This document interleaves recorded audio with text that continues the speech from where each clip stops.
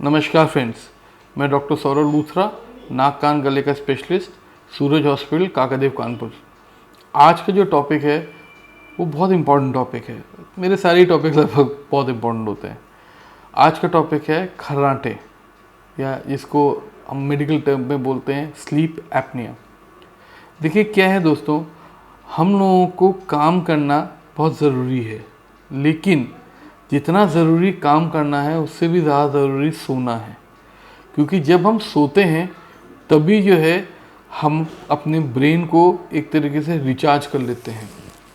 आपके पास 100 वॉट का या 1000 वॉट का भी बल्ब हो, लेकिन जब तक बिजली नहीं आती तब तक वो बल्ब बेकार ही है।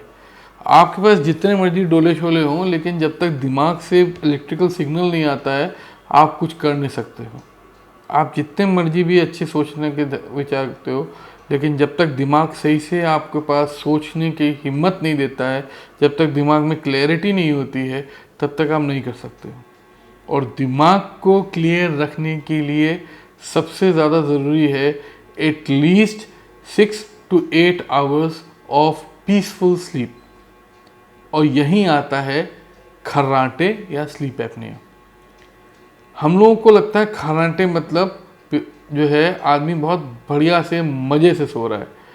एक्चुअली में खर्राटे मतलब कि आपकी जो सांस लेने की नली है या आपके सांस में कोई रुकावट बन रही है, जिससे वजह से वो पेशेंट या वो आदमी जो खर्राटे मार रहा है वो अपनी सांस सोते समय कॉम्प्रोमाइज़ कर रहा है।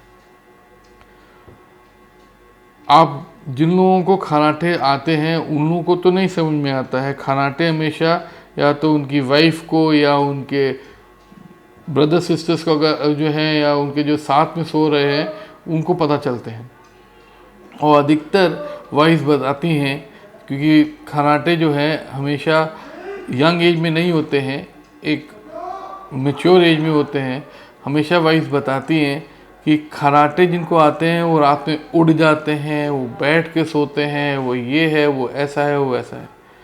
बात समझिए, दिन के समय में, जैसे मैंने एक फ़ोटो रखी है सामने, दिन के समय में हम लोग जब बैठे होते हैं तो ग्रेविटेशनली हमारा जो डबल चिन है, हमारा जो ये है, हमारी टंग है, वो नीचे की ओर होता है और हमारी विंड पाइप बिल्कुल क्लियर होती है। लेकिन आप देखिए जब आप सो जाते हैं तो ये एक टंग है, जीभ है, इसकी फोर्स आपकी ये विंड पाइप पे आ जाती है। ये डबल चिन है, ये सब कुछ जो है रात में इसका जो है पूरा झुकाव यहाँ आ जाता है और ये विंड पाइप को बंद कर देती है। जैसे ही विंड पाइप बंद हो जाती है, अगर विंड पाइप, ये समझ लिया, अगर विंड पाइप पे अगर कंप्रेशन हो गया तो वो छोटी हो गई। अगर विंड पाइप जब कॉम्प्रोमाइज़ हो जाती है तो उस समय जो उसकी कैरिंग कैपेसिटी, जो उसमें से हवा जा सकती है, कोई भी पाइप कम कर देंगे तो उसमें से जितनी हवा जा सकती है वो कम हो जाती है और उसका प्रेशर बढ़ जाता है। और जब ये प्रेशर बढ़ जाता है तो आपकी जो जहाँ से टकराती है वहाँ से आवाज़ बनने लग जाती है। खासकर जो हमारे गले का सबसे पीछे पार्ट होता है, जो यूवला जिसको बोलते हैं, और फेरिंक्स जिसे बोलते हैं, जब वो टकराती है तो भरभराता है, इसलिए खर्राटे होते हैं। अब प्रॉब्लम कहाँ शुरू होती है? प्रॉब्लम शुरू होती है जब ब्रेन की, आप लोगों ने कोविड में देखा होगा, हम लोग सब ब्लड ऑक्सीजन से चेक करते थे।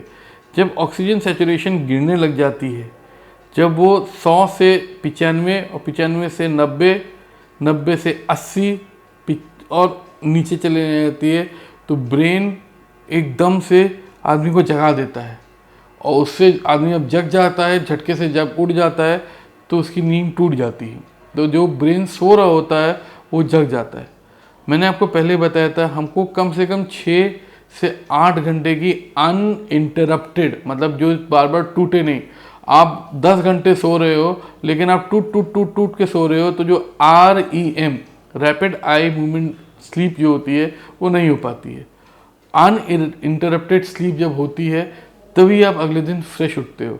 अगर रात भर आप सोए हो और रात भर आपकी नींद टूट के सोए हो तो उस नींद का कोई फ़ायदा नहीं है। अगर रात को आप 10 बजे सोए हो, मैं आपको 11 बजे जगा दूँ, फिर 12 बजे जगा दूँ, फिर 2 बजे जगा दूँ, फिर 3 बजे जगा दूँ, फिर 4 बजे जगा दूँ, तो आपका पूरी रात आप कहोगे रात काली होगी भैया, कोई फ़ायदा नहीं हुआ, नींद तो आई नहीं। ये एग्जैक्टली होता है स्लीप एपनिया में।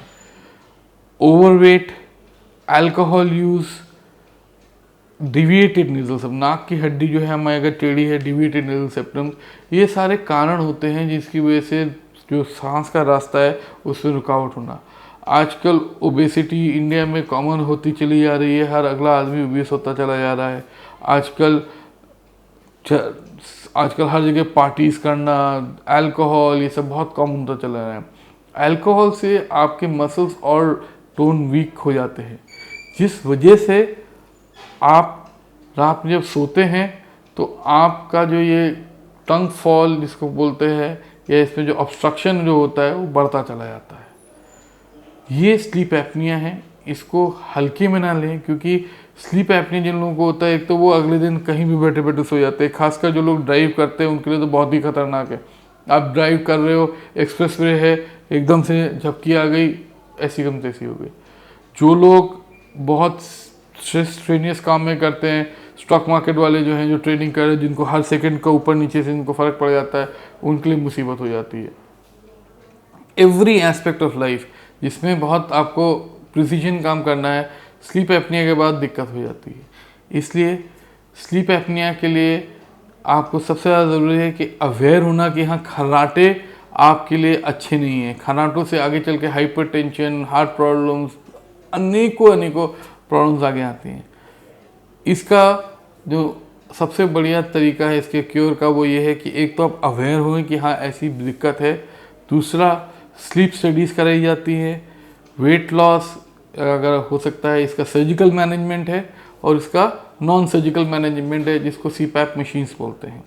इसके बारे में मैं चाहूँगा कि आप आपको अवेयरनेस हो, और आप एक अपने इस प्रॉब्लम को समझें, और समझ के फिर आप एक प्रॉपर डॉक्टर से कंसल्ट करें। Thank you.